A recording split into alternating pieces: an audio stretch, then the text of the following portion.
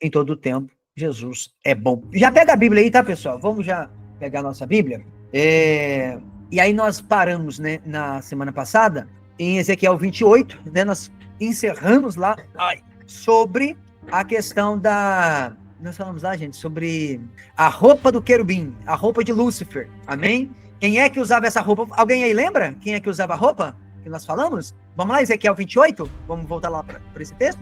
Pega a Bíblia, vamos para a palavra de Deus, vamos meditar mais um pouquinho na Escritura. Ezequiel, capítulo de número 28. Ezequiel 28, verso 11. Ezequiel 28, 11. Amém? Glória a Deus. Ezequiel 28, 11. Nós paramos semana passada exatamente nesse ponto, tá? Nós paramos exatamente nesse ponto, falando sobre a vestidura aí do querubim, né? Alguém encontrou aí? Pode ler para mim? Alguém encontrou aí? Quem encontrou, pode ligar o microfone, por favor, e ler. Eu gosto bastante quando vocês leem, tá? Então, eu tô aqui, já encontrei o texto, mas eu quero muito que vocês participem, sejam participantes, tá bom? Então, quem puder aí, por favor, vamos ver? Alguém achou? Ezequiel 28? Ezequiel 28, verso 11. Glória a Deus. Ninguém, gente? Ô, Jesus, pega esse povo, pega esses crentes aí. Pode ler, pastor? Glória a Deus. Estava esperando alguém se manifestar. Amém, obrigada. E veio a minha palavra do Senhor dizendo: Filho do homem, levanta uma lamentação sobre o rei de Tiro e dize-lhes: Assim diz o Senhor Deus, tu eras o selo da medida, cheio de sabedoria e perfeito em formosura. Estiveste no Éden, jardim de Deus, de toda a pedra preciosa era a tua cobertura. Marca isso aí, ó. Segura aí, pastora. Ó, de toda a pedra preciosa. Marca isso aí, gente, na Bíblia. De toda a pedra preciosa. Ô, Calita. De toda a pedra preciosa era a tua cobertura. O que é isso? De toda a pedra preciosa era a tua vestimenta. Era a tua cobertura. Era a tua vestimenta, tá? Uma outra observação aí, ó, que ela leu aí, ele é o aferidor da medida, o selo, ele é o selo da medida, o selo da perfeição. Marca também, no verso 12, o selo da perfeição, o selo da medida, selo da perfeição. Continua, pastor, por favor. Sardônia, topázio, diamante, turquesa, ônix, jaspe, safira, carbúnculo, esmeralda e ouro. Em ti se faziam os teus tambores e os teus pífaros. No dia em que foste criado, foram preparados. Amém. Vamos segurar por enquanto aqui. Aí nós já vamos ler o outro texto. Ó, olha esse verso 13. Estivestes no Éden, jardim de Deus. Nós já estudamos aqui, de uma forma exaustiva, a questão dele estar no Éden. Ou seja, Lúcifer não morava no céu. Lúcifer habitava na terra. O local de habitação dele era a terra, tá? De toda a pedra preciosa, era a sua cobertura, ou seja, ele se vestia de pedras preciosas. E aí, nós retomemos, né, a pergunta que eu fiz na última aula. Quem é que se veste com pedras preciosas? Quem é que se veste com pedras preciosas? Aqui, no caso, está falando que toda a cobertura de Lúcifer era pedra preciosa. Mas a pergunta que eu estou fazendo é, quem é que na terra se vestia de pedras preciosas? Quem que está aí que lembra disso? Ou, se alguém não esteve na aula, mas sabe disso, responda aí. Alguém lembra? Alguém sabe quem é que se veste de pedras preciosas? O sacerdote. Isso aí, pastor, o sacerdote. Então, dentro das vestes que Deus ordenou, tinha um peitoral com pedras preciosas que representavam as 12 tribos de Israel, tá? Pois eu posso mandar para vocês, inclusive, teve um pastor que foi lá em Israel, eu vou ver se eu encontro, ele tirou uma foto lá e mandou. Ele tirou uma foto lá no tabernáculo e mandou. Eu não sei se o pastor Ademilson, que está aqui, o pastor Ademilson também já foi lá em Israel. Eu não sei se o pastor Ademilson tem a foto do peitoral do sacerdote lá, se o pastor Ademilson chegou a tirar foto lá, mas eu posso mandar depois no grupo para vocês verem, tá? A foto que foi tirada lá e mandou. Então, dentro das vestes que Deus ele ordena para o sacerdote, no peitoral, que representava as 12 tribos de Israel, tinha as 12 pedras. Então, o texto, né? Eu tirei, vou procurar, amém, pastor. Se o senhor encontrar, pastor, manda no grupo, por favor, tá? Por gentileza. Então, o texto está dizendo que, assim como o sacerdote se vestia de pedras, Lúcifer também se vestia. Pegou ou não? Então, vamos lá. De toda pedra preciosa era a sua cobertura. Quem é que se vestia de pedras? O sacerdote. Então, o que a Bíblia está dizendo para nós é, da mesma forma que o sacerdote se vestia, Lúcifer também se vestia. De toda pedra preciosa era a sua vestimenta, era a sua vestidura, a sua cobertura, era a sua roupa. Amém ou amém? Pastora, lê de novo para mim o verso 13, por favor. estivesse no Éden, jardim de Deus, de toda pedra preciosa era a tua cobertura. Sardônia, topázio, diamante, turquesa, ônix, jaspe, safira, carbúnculo, esmeralda e ouro. Em ti se faziam os teus tambores e os teus pífaros, no dia em que foste criado, foram preparados. Olha que coisa poderosa, gente. Olha isso aqui, presta atenção nesse texto. A Bíblia está dizendo que além das pedras preciosas, que era uma vestimenta dele, em ti se faziam os teus tambores, os pífaros. O que isso significa? O que o texto está dizendo para nós? Que ele foi criado com uma estrutura musical dentro dele. Então Lúcifer, ele não precisava de um violão para tocar, ele não precisava de um tambor para tocar, não. Ele não precisava de um pífaro externo para tocar, não. A própria estrutura do seu ser emitia o som, a melodia, a harmonia, o ritmo. Era como se ele próprio fosse o instrumento. Tá pegando? Forte. Então, ele tinha uma posição altíssima, de honra, de beleza e de função espiritual. E aí, olha o texto. Lê o 14, pastora. Tu eras o querubim, ungido para cobrir, e te estabeleci. No monte santo de Deus estavas, no meio das pedras afogueadas andava. Meu Deus. Lê o 15. Perfeito eras nos teus caminhos, desde o dia em que foste criado, até que se achou iniquidade em ti. Aqui está um ponto importante. Até que se achou iniquidade. Então o que nós entendemos aqui? Que não foi Deus quem colocou iniquidade nele. A iniquidade foi o quê? O final do 15, pastor? A iniquidade foi o quê? Em ti. Mas antes aí o que diz? Até o quê? Perfeito eras nos teus caminhos, desde o dia em que foste criado, até que se achou iniquidade em ti. Então a iniquidade foi achada nele. Ela nasceu de dentro, gerada no próprio coração de Lúcifer. Ok? E aí, só uma observação aqui, porque até esse momento, né, Lúcifer ele ainda não é o diabo, ele ainda é um querubim. Só que olha que coisa interessante, por quê? A iniquidade, anota isso, gente, aí no caderno de vocês, e se puder até mandar no chat, alguém escrever no chat aí pra mim, é importante. Iniquidade, sempre que você encontrar essa palavra na Bíblia, tá? Essa palavra iniquidade não se aplica a ímpio. Iniquidade só se aplica a crente. Só quem serve a Jesus. Só quem serve a Deus pode praticar iniquidade. Pastor, ímpio não pratica iniquidade? Não. Quem é que pratica iniquidade? Só crente. Lúcifer, ele praticou iniquidade, porque ele servia. Ele era um adorador. Então, iniquidade não é praticada por ímpios. Iniquidade é praticada por crente. Por quê, pastor? O que é iniquidade? Iniquidade não é pecado? Iniquidade é um pecado diferente do pecado. Como assim? O que é iniquidade? Iniquidade é tudo aquilo que eu faço para Deus, que Deus não pode participar comigo. Vocês conseguiram pegar isso ou não?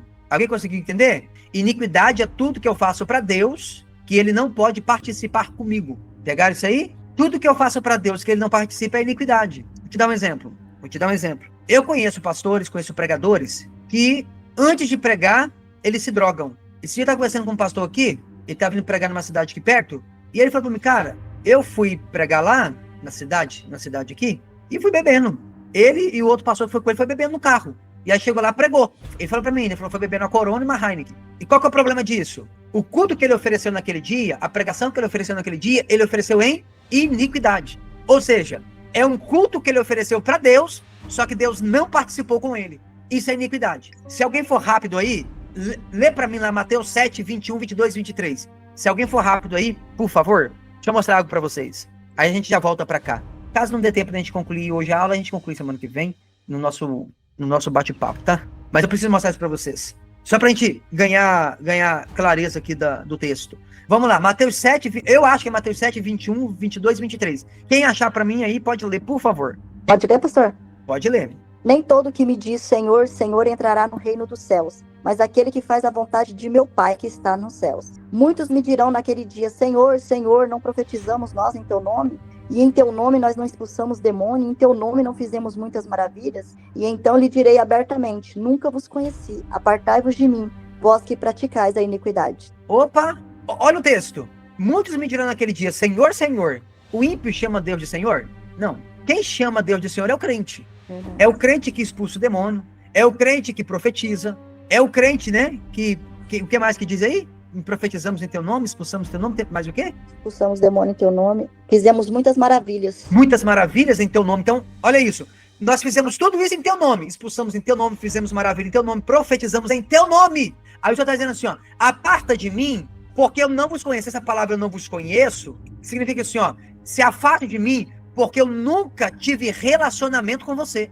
Esse é o sentido da palavra. Eu nunca tive um relacionamento com você. Nós nunca nos relacionamos. Você profetizou no meu nome, você pregou no meu nome, você expulsou demônio no meu nome, fez maravilha no meu nome. Agora afaste de mim, porque a gente nunca teve relacionamento. Por quê? Porque você ofereceu tudo isso, mas em iniquidade. Vós que praticais a iniquidade. Ou seja, qual que é o motivo desses crentes de Mateus 7, 21, 22, 23 estar perdendo o reino? O motivo deles estarem perdendo o reino é porque fizeram tudo para Deus, em nome de Deus, mas em iniquidade. Deus não participou. E aí, a Bíblia diz a mesma coisa de Lúcifer. Olha o verso 15. Até que se achou iniquidade em ti. Ou seja, antes ele fazia tudo para o Senhor. Só que, de repente, começou a achar iniquidade nele. Ele começou a oferecer para Deus uma adoração que Deus já não recebia mais, que Deus já não participava mais. A iniquidade foi achada nele. Tá dando para entender? Vamos voltar lá. Só para vocês entenderem a ideia de iniquidade. Então, iniquidade não é praticada por ímpio, iniquidade é praticada por crente. É só crente que pratica iniquidade. Então, iniquidade é tudo aquilo que eu faço para Deus, que Deus não pode participar comigo. É isso, tá? Então, sempre que você vê alguma coisa, alguém fez tal coisa, tá? Alguma coisa grave que você sabe, e oferecer um culto ao Senhor, esse culto é oferecido em iniquidade. Deus não participa desse culto. Pastor, mas por que Deus faz no culto? Deus faz não é pelo pregador. Deus faz pela necessidade do nome dele não ser envergonhado pelas pessoas que estão ali. Então ele faz, tá? Mas aí, no tribunal, esse pregador que ofereceu em iniquidade, esse cantor, esse profeta, enfim, vai ouvir essa palavra. Você ofereceu tanta coisa em iniquidade. Eu não tive relacionamento com você, tá bom? Mas vamos retomar o texto de Ezequiel 28, que é o nosso foco aqui. Ezequiel 28, vamos ler o verso 16. Se tiver no gatilho, pode ler, por favor. Na multiplicação do teu comércio, encher o teu interior de violência. Marca isso, violência, interior de violência. Isso aqui vai ser importante para quando nós vamos falar aqui. Violência. Continua, pastor. E pecaste, por isso te lancei profanado do monte de Deus, e te fiz perecer, ó querubim, cobridor, do meio das pedras afogueadas. Meu Deus, essas pedras afogueadas aqui dá a ideia de um círculo que pega fogo.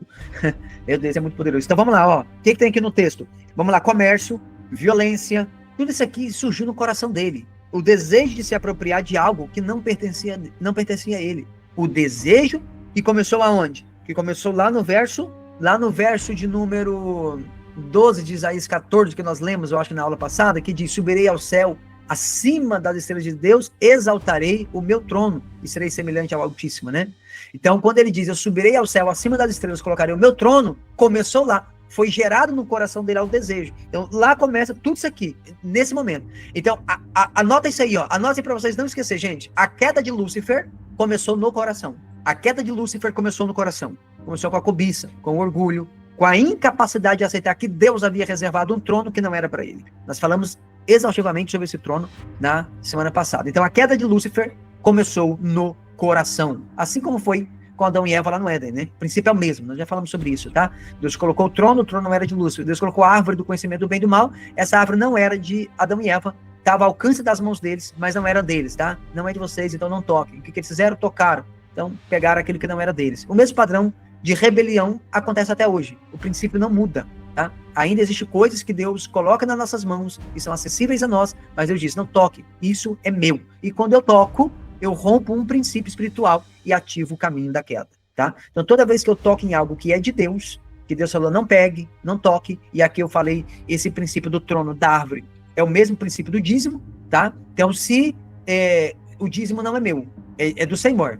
Então, quando eu toco naquilo que não é meu, que aquilo que é do Senhor, o dízimo é do Senhor. Estou rompendo um princípio espiritual. E aí, quando eu toco em algo que não é meu, eu ativo o caminho da queda. Então, anota isso, todas as vezes que alguém toca no dízimo, porque o dízimo é do Senhor. Todas as vezes que alguém toca no dízimo, ele está ativando o caminho da queda. Tem um cara no Brasil, ele é muito famoso, chamado Pablo Marçal. Possivelmente vocês já ouviram falar nele. Tem pessoas que nunca ouviram falar nele, mas tem pessoas que já ouviram, talvez vocês já ouviram falar nele. E tipo assim, eu já tive um evento com o Pablo Marçal em 2018, eu fiz uma imersão presencial com ele, só que de 2019 para cá eu deixei de segui-lo. E mesmo assim, algumas coisas eu gostava nele, outras não e tal, e etc. Só que o que acontece? Eu lembro que teve um período que o Pablo Marçal começou a atacar os pastores, atacar as igrejas e pregar contra o dízimo. E aí, irmão, eu já fico uma pulga atrás da orelha. Por quê? Porque se tem alguém que vai proibir dízimos e ofertas na igreja, segundo a Bíblia, é o anticristo. Qual é o diapasão que vai sinalizar que o anticristo está na terra? A proibição de ofertas e dízimos na igreja. Então, quando o anticristo manifestar, a primeira coisa que ele vai fazer, vai proibir dízimos e ofertas, oblação e libação. Ele vai proibir que os judeus ofereçam sacrifícios, primícias, dízimos, ofertas. E aí que os judeus vão cair a ficha e dizer, não, pera lá, se existe uma prova de que Deus está em um lugar, é a liberdade que eu tenho para ofertar e dizimar. Quando alguém vem proibindo de dizimar e ofertar, significa que Deus não está nesse lugar. A proibição de não ofertar e de não dizimar, você não pode dizimar e ofertar. Vai ser isso que o anticristo vai fazer. O que é isso? É um sinal claro de que a presença de Deus já não está ali. E aí eles vão saber que não é Deus, vão saber que é o anticristo, tá? Na época, o Papa Marçal pregou muito contra o dízimo, contra essas coisas, etc, né? E aí o que acontece? Eu conheço a Escritura, eu sei disso, que quando alguém prega contra dízimos e ofertas, essa pessoa, ela já está sob a influência do espírito do anticristo. Então, sempre que você vê alguém pregando contra dízimos, porque você não concordar é uma coisa, tá? Então, às vezes alguém vai te explicar e tal, falar e tal, eu não concordo. Beleza, você não concorda é uma coisa. Agora, você pregar contra é claramente a atuação do espírito do anticristo. Por quê? Está preparando o caminho. Aí vai chegar um tempo que quando o anticristo falar é proibido ofertar e dizimar, o povo vai estar preparado já. Por quê? Porque teve alguém agora, nessa era, preparando o coração do povo para isso. Vocês não precisam ofertar, não precisam dizimar. A Bíblia fala que não precisa. Então está preparando o coração do povo. Quando o anticristo disser, não é para ofertar e dizimar, o povo vai dizer, eu sabia, era verdade. Por quê? Porque o coração já estava sendo preparado desde agora. Então, esse cara, o Pablo Marçal, ele se candidatou para a presidência do Brasil e ele tinha tudo para ganhar. Literalmente tudo, assim. Esse cara, ele seria um ótimo presidente do Brasil. Porém, entretanto, todavia, ele tocou em algo que não era para ser tocado. Ele tocou no dízimo. E quando ele tocou no assunto do dízimo, ele pregou contra o dízimo, ele ativou o caminho da queda. Então, a queda de Marçal começou quando ele tocou no dízimo. Se ele não tocasse no dízimo, ele não perderia para a presidência do Brasil. Porque é um princípio espiritual. Toda vez que eu toco nisso, eu ativo o caminho da queda. Amém? Então nós precisamos ficar atento com isso. Lúcifer começou assim. Em ti se faziam os teus tambores, os pífaros, no dia em que você foi criado. Tu eras um querubim ungido, estivesses no Éden, no jardim de Deus. Se eu pudesse resumir esse texto para vocês, tu estavas no Éden, tu estivesses no Éden, no jardim de Deus. Tu eras querubim ungido. Como que eu poderia dizer? Você estava no Éden, no jardim de Deus. Tu eras um sacerdote. É isso que significa o texto. É isso que significa o versículo. Você era um sacerdote. E aí, o que cobria ele? Pedras preciosas. E aí eu preciso mostrar para você que o sacerdote carrega as mesmas pedras no seu peitoral, que é o tipo da presença de Deus na terra. Vamos lá. Vai lá no segundo livro da Bíblia. Vamos lá. Êxodo capítulo de número 39. Êxodo 39. Vamos lá, rapidão. Vou mostrar para vocês. Êxodo 39. Êxodo 39, segundo livro da Bíblia aí. Vamos ler o versículo... Oh, meu Deus. Texto 39. Gente, quem achar aí pode ler o verso 8, eu acho. Eu abri em Gênesis, misericórdia, Jesus. Esse 39, verso 8, eu acho que é isso aí. Quem achar valendo para mim, eu acho. Esse 39, pessoal, verso 8. Verso de número 8. Vamos lá. Vou mostrar para vocês. Depois vocês lêem com calma, tá? Todo o capítulo 39 aí, tá bom, pessoal? E aí vocês vão ver com mais calma. Mas vamos lá, verso 39, 8. Alguém achou aí? Leu? Vamos ler a partir do 8. Depois vocês lêem todo o capítulo em casa. Depois com calma. Amém? Encontraram aí? Êxodo 39, 8? Se alguém achou, pode ler, gente. Glória a Deus. Tem alguém ainda aí? Tem alguém aí? Vou ler, pastor. Pode ler. Acho que o pessoal hoje tá... eu tô esperando alguém ler. Vamos lá, pastora. Esse também o peitoral de obra de artifício. Como a obra de artifício. Isso, é obra de um artesão, né? Como a obra de éfode, de ouro, de azul e de púrpura, e de carmesim, e de linho fino torcido. Quadrado era, duplo fizeram o peitoral, o seu comprimento era de 1 palmo, e a sua largura de 1 palmo dobrado. Olha aí, ó. Olha como começa o texto no verso 9. Como é que começa aí, pastora? Quadrado era. Então, a primeira coisa que a gente tem que saber aqui, ó. O peitoral é quadrado, dobrado. O que é isso? Tem 2 camadas. Então, ele é quadrado, com o comprimento de 1 palmo. tá? A largura de um palmo. Leu 10, pastora. E engastaram nele 4 ordens de pedras, uma ordem de um sárdio, de um topázio e de um carbúnculo. Esta era a primeira ordem. Olha isso, então vamos lá, tá começando as ordens agora, tá? São 4 ordens de pedras ordenadas em fileira, ou seja, ó, 3, mais 3, mais 3 e mais 3. São 4 ordens de pedras, tá? 3, 3, 3 e 3. 4 ordens, tá bom? E aí a primeira, qual que é a primeira, pastor, aí? 4 ordens de pedras. Uma ordem de um sárdio. Sárdio. De um topázio. E de um carbúnculo. Essa é a primeira ordem. Pode continuar. E a segunda ordem de uma esmeralda, de uma safira e de um diamante. E a terceira ordem de um jacinto, de uma ágata e de uma ametista. E a quarta ordem de um berilo e de um ônix e de um jaspe, engastadas em gastastes de ouro. Estas pedras, pois, eram segundo os nomes dos filhos de Israel, 12 segundo os seus nomes, como gravuras de selo, cada uma com seu nome, segundo as 12 tribos. Então, são 12 pedras, que representa aqui as 12 tribos de Israel, tá? Então, são 4 ordens. Cada ordem tem 3 pedras, totalizando 12 pedras, tá? Na Bíblia, nada é sem significado. Às vezes a gente passa por isso aqui, né? Vai lendo, e nem tchum, né? A pedra e tal, pedra de jaspe, de carbúnculo, enfim, 12 pedras aqui. Só que cada pedra dessa representa uma das 12 emanações que Deus se manifesta no mundo físico. Deus, ele emana. Eu não falei aqui ainda, possivelmente, eu não lembro, mas sobre o Tzim Tzum, que é o processo de contração e emanação de Deus. Ou seja, quando Deus vai criar tudo, no princípio que deu os céus e a terra, como antes de Gênesis 1:1, o que as pessoas falam? Geralmente eles dizem o seguinte, na teologia tradicional diz que a única coisa que existia era o nada. Só que o nada não existia, porque existia Deus. E Deus preenchia o todo. E se Deus preenchia o todo, não poderia existir o nada. Então, antes de Gênesis 1, verso 1, o nada não existia. Para o nada vir existir, Deus teve que criar o nada. Como que ele faz isso? Ele se contrai. Nós falamos aqui, acredito que foi na aula passada, sobre o lado norte, a parte mais alta, onde Deus habita. Então, o que Deus faz? É o Tzim Tzum. Ele se contrai e ele emana. É o processo de contração e emanação. Ele se contrai e emana criando. É como uma cortina. Imagina essa cortina aqui, ó, que se enrola. Aí é Deus se enrola no mais alto do monte e ele vai se desenrolando. À medida que ele vai se desenrolando, ele vai criando tudo. Ele vai criando os céus e terra. Então ele se contrai, Tzim Tzum, Tzim Tzum. É esse processo de contração e emanação, contração e emanação. Então cada pedra dessa representa uma das 12 emanações que são manifestadas no mundo físico, que vem para governar a terra. Então, existe essas emanações que procedem do trono, que procedem da árvore da vida, são essas emanações que governam a terra. E aí, cada pedra dessa tipifica uma dessas emanações, que vem desde o ato da criação de Deus, tá? Eu já preguei lá na nossa igreja, muito tempo, alguns anos atrás, sobre o Tzim Tzum, eu já falei isso na igreja, tá? Esse processo. E cada pedra dessa representa uma emanação dessa, tá? E aí, por que esse sacerdote vai carregar essas 12 pedras no peitoral? Por quê? Por que ele vai carregar as 12 pedras no seu peito? A resposta é muito simples. É porque ele é um representante real de Deus na terra. Ele é o sacerdote que representa Deus na terra. E para representar Deus, ele precisa estar debaixo de uma cobertura total de Deus. Tá dando para entender?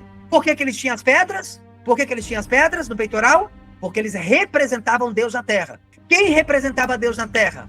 Os sacerdotes. Tá conseguindo entender a profundidade disso, gente? Então, o sacerdote representa Deus na terra, tá? Só que para ele representar Deus, ele precisa estar debaixo da cobertura de Deus. Se esse sacerdote não está debaixo da cobertura de Deus, ele não representa Deus. E aí, uma outra coisa importante que eu preciso falar para vocês é: nem todo pastor de igreja é sacerdote. Nem todo pregador é sacerdote, tá? Nós vamos tratar desse assunto um pouco mais para frente em uma das aulas, mas só para vocês entenderem aqui.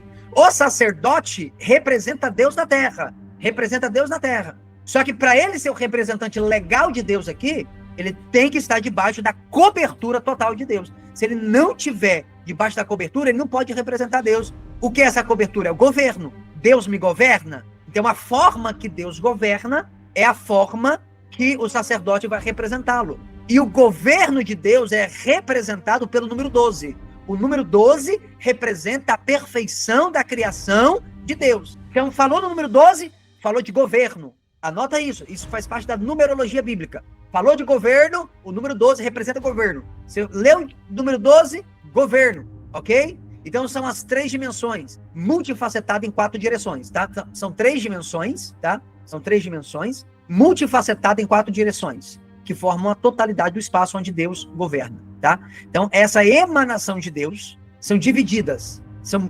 representadas. Ela tem 4 direções, ok? É a emanação do Senhor. É a forma que Deus governa, é a totalidade de Deus no seu governo, no governo do Senhor. São as dimensões. Dá para pegar isso aí? Existem 3 dimensões, anotem, existem 3 dimensões multifacetadas por 4 direções, ou divididas, né? São 3 dimensões que são multifacetadas, são divididas em 4 direções. Por isso, existem 4 fileiras de pedras, cada fileira com 3 pedras no peitoral do sacerdote, tá? Então o sacerdote representa Deus na terra. Esse sacerdote precisa estar debaixo do governo de Deus, debaixo da cobertura de Deus. E todas as vezes que Deus, que está no céu, governa sobre a terra, vai ter o número 12 envolvido. Sempre que vai falar do governo de Deus para a terra, é o número 12. Vai falar sobre as 12 pedras no peitoral do sacerdote, as 12 tribos de Israel, os 12 apóstolos, as 12 portas da Nova Jerusalém, que nós vamos ler daqui a pouco, as pedras na porta da Nova Jerusalém, ou em toda a cidade, na verdade, vai ter as 12 portas da Nova Jerusalém, tá? E essa cidade, lá que é a Nova Jerusalém, etc., foge um pouco daquilo que nós pensamos da ideia de cidade, tá? Essa cidade, eu faço parte dela, você faz parte dela. Então, nessa cidade que ela é coberta de pedras preciosas, que você sempre lê lá em Apocalipse, tá faltando pedra nela ainda. Amém? Essa cidade tá faltando pedra nela. Que pedra tá faltando nessa cidade, pastor? Tá faltando eu. Tá faltando você. O dia que chegarmos lá, por quê? Porque a cidade somos nós. Mas é um assunto para outra hora. Mas só para vocês já começar a pensar. A cidade, a Nova Jerusalém, a cidade santa, é a esposa do Cordeiro. Amém? Então, o povo de Israel, quando foi atravessar o Jordão, o que eles fizeram? Eles lançaram 12 pedras no Jordão, fizeram o altar. O número 12 representa governo, tá? Então, as 12 pedras falam da capacidade de Deus dada para o sacerdote. Então, Deus capacitou o sacerdote, e aí essas 12 pedras no peitoral fala disso, dessa capacitação, dessa unção, dessa representação de Deus. Cada pedra, ela vai corresponder a uma área da vida do sacerdote. Presta atenção nisso. Então, existem 3 emanações, tá, gente? Já falei. Multifacetadas, né? Divididas em 4 direções, ok? Por exemplo, aqui, ó. Vamos lá. 3 pedras. 1, 2, 3. Seria o tipo das 3 emanações de Deus. 1, 2, 3. Só que ela é dividida em 4 direções. Ou seja, a primeira fileira, a segunda, a terceira e a quarta fileira. Só que são 3. 3 por 4, ok? É mais ou menos essa a ideia, tá? Então, essas pedras, elas representam, cada uma delas corresponde uma área da vida do sacerdote. Aí esse sacerdote vai vestir essa roupa, e quando ele veste essa roupa, o que significa? Que agora ele está completamente coberto por Deus em 12 áreas da sua vida. Quando o sacerdote coloca essa roupa de pedra, significa que agora ele está coberto pela proteção de Deus. Que a partir de agora esse sacerdote não se manda. Esse sacerdote agora está sob o governo de Deus. Aleluia! Isso é para todo sacerdote. Todo sacerdote precisa ter o peitoral. Amém ou não amém? Então, uma vez que ele colocou essa roupa, lembra lá? É a vestidura. Colocou ela, tô coberto. É a cobertura de Deus. Olha o que diz o texto que nós lemos lá em Ezequiel lá. Vamos achar o texto de novo, Ezequiel 28 lá, pessoal. Mas deixa eu ler aqui. Mas você segura aí ainda rapidinho. Né? Já volta aqui, gente. Calma aí. Ó, só para vocês terem uma ideia aqui, ó. Olha isso aqui, ó. O verso 13, ó. Estavas no Éden, jardim de Deus, toda pedra preciosa era tua cobertura. Ou seja, enquanto eu tenho as pedras, eu tenho a cobertura. Estou vestido de Deus. Aleluia! Alguém consegue dar glória aí, gente? Tá pegando ou não? Se quiser, vamos mais devagar. E vamos voltar em Êxodo lá. O pessoal já tá em Êxodo, né? Mas eu quero ver a glória do povo, o povo não dá glória. O pessoal não tá pegando, não. Se quiser, eu volto para a superfície, pessoal. Vamos voltar para a superfície? Vamos... Ou pode mergulhar um pouquinho mais? Vamos lá. Ô, pastora, a senhora leu aí para mim? Êxodo 39, verso 9. Lê para mim de novo. Verso 9? Só a primeira parte aí, ó. Eu só quero mostrar pro pessoal. Era. Uhum. Quadrado. Quadrado era. Por que quadrado? Por que quadrado, gente? Quadrado. Por que quadrado? Anota assim, ó. Porque todo lugar que Deus habita é quadrado. Todo lugar que Deus habita é quadrado. Pastor, que coisa doida é essa? É, irmão. Você não vai ver Deus habitando fora do quadrado, não. Se você ler em Apocalipse e medir a Nova Jerusalém, ela é quadrada. O Santo dos Santos é o lugar que coloca a Arca da Aliança, que representa a presença de Deus, onde Deus está, é quadrado também. O peitoral do sacerdote é quadrado. Por que quadrado? Porque o quadrado é o tipo do trono de Deus. O trono de Deus também é quadrado. O quadrado é a Merkavá de Deus, o carro celestial que Ezequiel fala. Merkabá ou Merkavá. Nós já falamos isso aqui na aula, sobre o Merkavá. O carro que Deus passeia pelo universo, onde ele faz as reuniões solenes dele. Cada reunião, lembra de Jó? Quando ele foi fazer uma reunião lá, que chama todo mundo lá dentro, lá, chama todos os anjos lá, até o Satanás entra lá. Por que Satanás entra? Ele foi porque ele é espírito. E a Bíblia diz que Deus é pai dos espíritos. Como Satanás é um espírito, Satanás continua sendo filho de Deus, filho bastardo. Ele não é mais filho para salvação, ele é um filho bastardo, porque Deus é pai dos espíritos, Deus é quem manda. Então, quando Deus convoca a reunião, todo mundo tem que ir lá, até o rebelde, até quem não presta mais, comparece lá, por isso que ele entra. Então, mas essas reuniões que Deus faz pelo universo, você vai sempre ver isso na Bíblia, as reuniões que Deus faz por aí. Ezequiel vai falar sobre isso, Isaías, Jó, Salmos, em Salmos, então, você vai ver de monte ali, essas reuniões que Deus faz, são reuniões solenes, são o Merkabá de Deus. Então, o trono de Deus é quadrado, ele tem perna, ele tem roda, ele tem olhos, olho por dentro, olho por fora, tem fogo, tem asa. Olha o trono de Deus, irmão. Para nós é algo meio estranho, né? Os pés do trono de Deus são seres vivos. Pois você lê lá em Ezequiel, tá? Então o lugar que Deus habita é quadrado. Na Nova Jerusalém só vai entrar quem for reinar com o Senhor, os vencedores, tá? Quem não for vencedor fica de fora. A Nova Jerusalém, para onde vamos, é quadrada, ok? Então o que nós temos que fazer? Lutar para entrar no quadrado de Deus, irmão. Porque é ali que ele está. Lembra aquela musiquinha bem antiga, que fez muito sucesso? Alguém lembra? Vamos ver se alguém lembra da musiquinha do quadrado. Quem que lembra aí? Será que é só que sou antigo? Lembra, pastor Davis? Lembra, Edilane? Não lembro, não. Não lembra da musiquinha do quadrado? Não. Lembra, Brenda? Vamos ver, a Brenda vai lembrar, certeza. Natan, você lembra, Natan? Éder, eu acho que o Éder lembra. Meu Deus, gente, ninguém lembra da musiquinha do quadrado. Vou cantar pra vocês vão lembrar. Ado, cada um no seu quadrado. Ah, tá, lembrei. Uhum. Ai, sim. Oh, Jesus amado, né?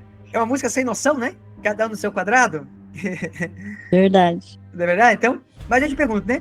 Como o trem desse faz sucesso, gente? Como que o hino faz sucesso? É muito simples. Tem uma mensagem espiritual por trás. Então, toda música que faz sucesso tem uma mensagem espiritual por trás. Entende ou não? Então, tanto o quadrado como o número 12 fala do governo de Deus. Você vai sempre ler na Bíblia alguma coisa falando do quadrado. A cidade lá, depois vocês leem Apocalipse lá, é quadrado, o Santo dos Santos é quadrado, a medida dele é quadrado. Amém? Mas vamos retomar aqui, gente, Ezequiel. Então nós lemos aqui as 12 pedras, né? Já em Êxodo, né? A pastora já leu aí, né? A primeira, a segunda, a terceira e a quarta ordem de pedras, né? Então, está claro aí. Vamos lá, pastora. Ezequiel 28 de novo. Tá. Ezequiel 28. Vamos ler o verso 13, né? Que daí a gente... Tá. E tiveste no Éden, jardim de Deus, de toda pedra preciosa era a tua cobertura. Sardônia, topázio, diamante, turquesa, ônix, jaspe, safira, carbúnculo, esmeralda e ouro. Em ti se faziam os teus tambores e os teus pífaros. Uhum. No dia em que foste criado, foram preparados. Ok, pastora. Agora presta atenção, pessoal. Vamos lá. Quantas são todas as pedras? Olha o texto, né? Ó.